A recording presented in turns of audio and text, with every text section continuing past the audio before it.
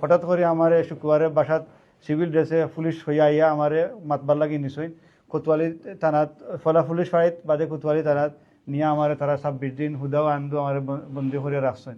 আমি আমার একটি কথিত হানি ট্র্যাপ ও প্রতারণার চক্রকে কেন্দ্র করে যুক্তরাজ্য প্রবাসী ইমাম শাকির আহমেদের বিরুদ্ধে একাধিক অভিযোগ ও পাল্টা অভিযোগ উঠেছে, যা এখন আলোচনার কেন্দ্রবিন্দুতে।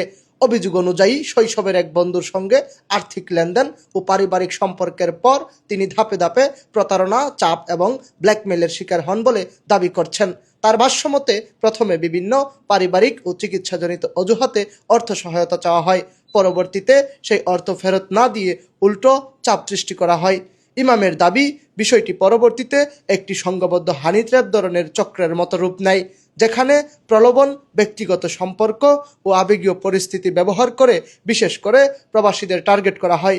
অভিযোগ রয়েছে, ছুটিতে বাংলাদেশে আসা প্রবাসীদেরকে এসব ফাঁদে ফেলে পরে অর্থ আদায়, ব্ল্যাকমেইলের মতো ঘটনা ঘটানো হয়।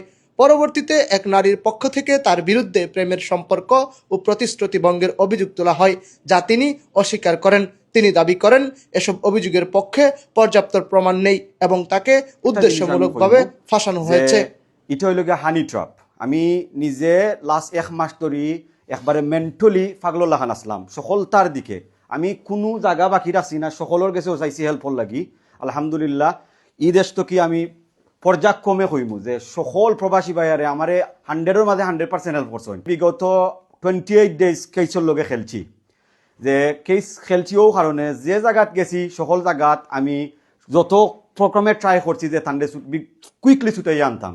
একবারে মহানগর থেকে লইয়া সিলেটর সকল দায়রা জজ গেছি, সকল জায়গাত পাওয়ার ছাড়া খুনতে হয় না। এই যে মানুষটা, এই মানুষটায় কিন্তু খালি থান লগে চক্র করছে না, আমি বিস্তারিত আরও অনেক জিনিস পাইছি।